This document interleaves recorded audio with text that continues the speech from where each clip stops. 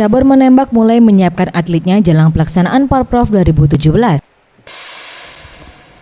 Salah satunya yang dilakukan Perbakin Palembang yang mulai melakukan latihan rutin untuk atletnya. Menurut Wahdi Kurnia, Humas Perbakin Kota Palembang mengatakan, sebanyak 24 atlet telah disiapkan untuk mengikuti 18 nomor di Porprov 2017 yang akan dilaksanakan di venue menembak Jakabaring dan di lapangan Lanut Talang Betutu. Untuk persiapan atlet sendiri telah dilakukan latihan rutin dengan memberikan arahan, peningkatan skill dan teknik serta menyiapkan mental pertandingan karena atlet yang bertanding merupakan atlet muda di bawah usia 20 tahun.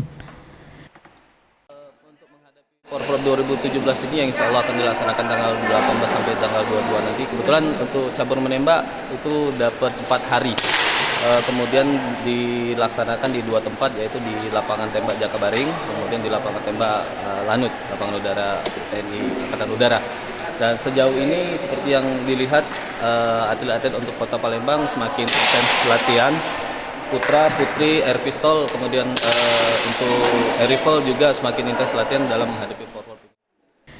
Ia menambahkan untuk cabur menembak menargetkan dapat menyapu bersih semua medali.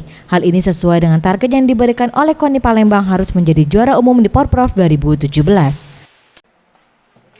Tim Liputan Sriwijaya TV.